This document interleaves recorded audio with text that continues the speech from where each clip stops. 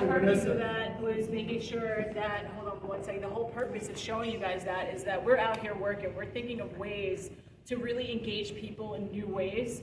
In my crazy mind, not so crazy, whether you're in Alabama or Albania, New York is the trendsetter.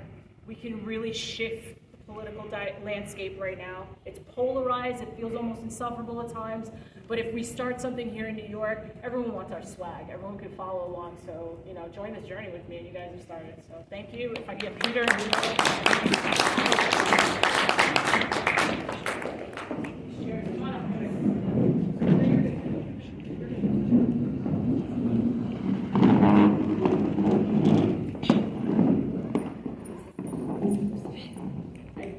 I have 3. No, I don't have to set. We just need 3. Okay, cool. Yeah, we're good. We're good. Thank you, guys. All right, so I'm gonna stand so you can have this warm. All right, guys. So this is gonna be Q&A. I'm gonna kick off with a couple of questions. Unfortunately, we don't have mics, so I just asked my speakers to speak a little louder. Or I'll pass the mic along. How about that? Starting off, does anyone in the crowd have questions yet before I kick off? Does anyone have questions about get out the vote? Paul, I had cut you off, forgive me. Go ahead. Yeah. Speak up, please. Hi, everyone. I just want to ask a question because I didn't hear it when I came in. How does the absentee ballots work? Anyone tell me about that? Anyone want to answer about the absentee ballots? Sure. What is your question specifically? Basically, how do I go about the absentee ballots? I'm being represented in Young May, represented, and they have a bunch of absentee ballots, but we don't know how to go about it. What is it that we do? How do we approach the people when we bring them back? Yeah, so first off, Daniela is one of my favorite candidates right down here in the city. I neglected to mention earlier, but Daniela is one of our young Republicans that are running down here in New York City for City Council. About 30%, so a third of the candidates that we have running this year are female, which I think is awesome. Young women that are looking to make change in their community, Daniela is one of them. So we can actually get her the list if she wants of absentee voters in the district, and she can use that to identify who's eligible or who's on the list existing. I'm not sure off the top of my head when the deadline for absentee ballot registration is to request it. We're in the end of September, so it's probably coming up soon. I think it's early October. I would have to double check for you. But basically, applying for absentee ballot is you go on the New York State Board of Elections website, I believe, and there's a link there. It's all electronic now, so you basically just complete the form on the internet, and it puts you in the system, and you should receive something by mail. Hello, Assemblyman. You should receive something by mail with your absentee ballot, probably closer to the election. But it's that easy. Like it's not super difficult to get, and I can send Daniela that list if she wants it or not, either. Awesome. Yeah.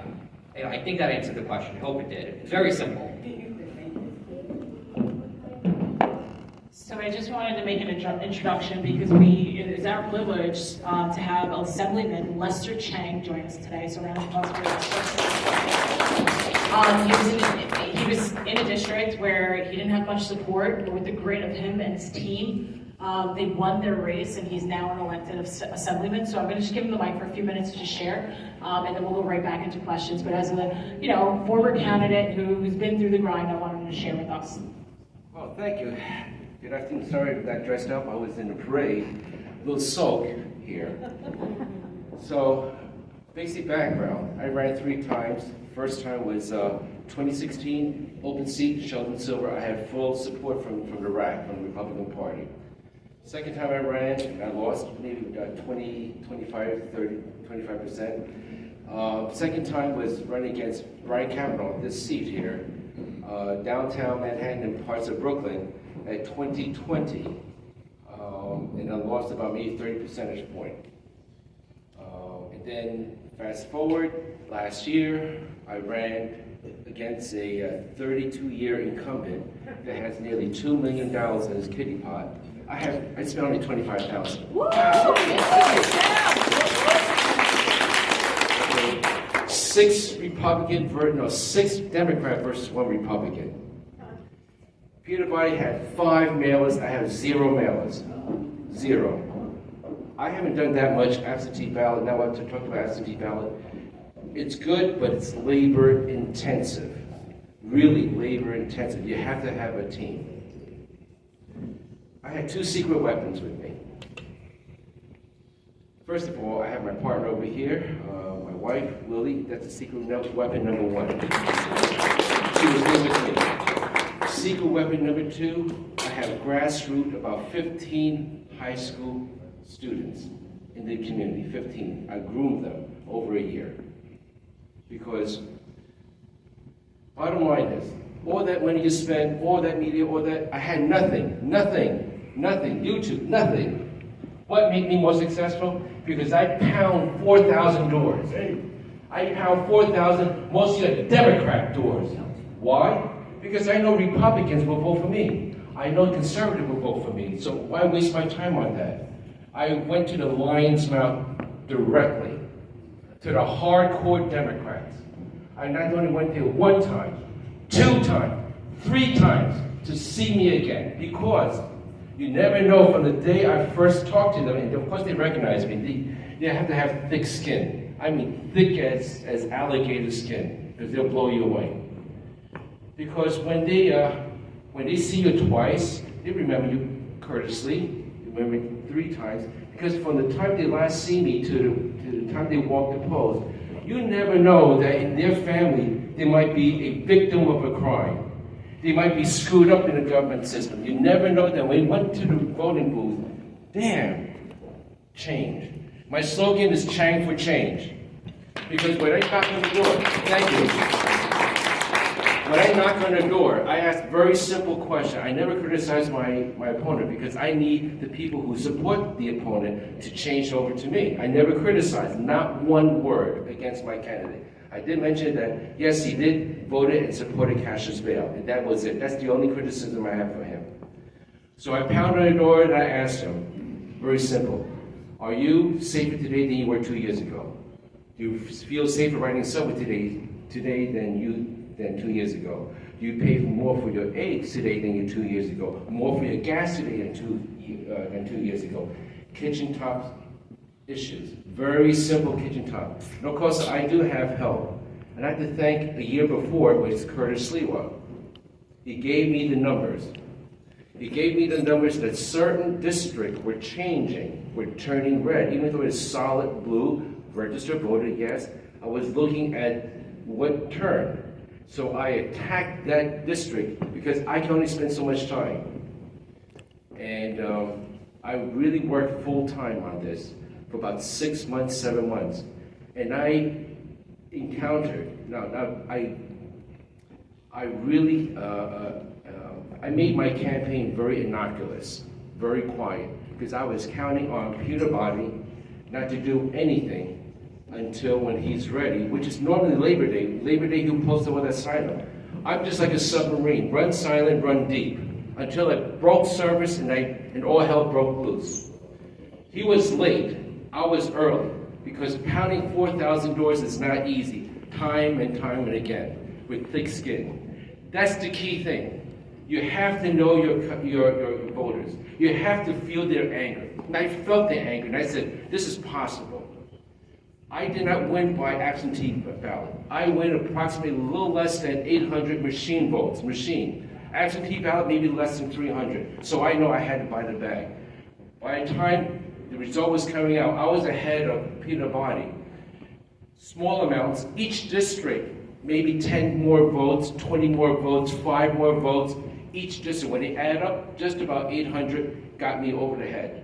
So don't need to double count, don't need anything, because I have enough margin itself. So what made me, I do, of course, I have experience on that, running twice in Manhattan, but running Brooklyn is completely different. Different flavor, different tactics. So you have to have a little plan. You have to be 200% in this. Even 100%, you're not going to win. I know that the first 2 times. You have to be all in, and you have to have a team. There's no other way you can do it by yourself. You have to have a team. What made my high school, I used high school because first thing is, they are my ambassadors. I train my my volunteers, to act as an ambassador, to talk in front of them, not just hand palm cards or door hangers, but engage them. And when you're that young and you're behind the screen, most of the time our retirees, they're very friendly. They don't shoo them away. They're not salesmen. So that was very lucky, and I was very fortunate that my opponent didn't start his campaign until Labor Day. And of course, I have what I call the Zeldin effect, Lee Zeldin, because New York Times had a damaging article about yeshivas. So they galvanized the Jewish votes. I had a piece of Borough Park, which is Orthodox Jewish, not a lot, but I got a piece of it. And early voting, I see Orthodox Jews, they were voting up and down the line of Republican because they had the excitement, they had the feel, they were angry. That was the difference, there was excitement in there. So that's how I won in that case, because I have everything combination, right place, right time, right people, all those combinations, and no money, absolutely no money. I put in $15,000 in my own pocket. I raised 10, because it's embarrassing for me to ask people for money, because after I lost twice, I was relying on my opponent to look at my track record. I have no money, I have a losing track record. How could I be able to win? I mean, it's not possible for me to win. By all accounts, he did exactly what he had to do. He spent the money, he put in mailers, he had all the labor unions up to the wazoo endorsing him. He had all the Chinese Family Association up the wazoo endorsing him. I had nothing. I really didn't have nothing. I only had a handful of people who believed in me. And that was enough. And of course, I was fortunate that I'm a military, 24 years in the Navy. And I'm a war veteran, so that helped me that I become Americanism. I had that background. I'm born here in Chinatown, lived in a railroad apartment in the Lower East Side. So I have that New York story of immigrants and all those hardships that I had to go through. I worked at a family Chinese restaurant for 5 years.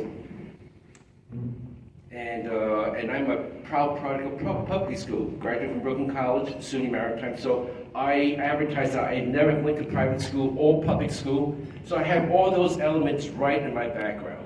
Just the right element, what the party represents. Conservative family value. That's all I do is family value, and I pound on 3 issues. Public safety, quality of life, and education. That's all I did. Nothing more, nothing less, because my message is tight and can't be broad because I don't have time. Because pounding on 4,000 doors is not easy. Believe me about that. After time and time again. But I think that was the winning combination. So don't lose hope. Really don't lose hope about that. Thank you. Assemblyman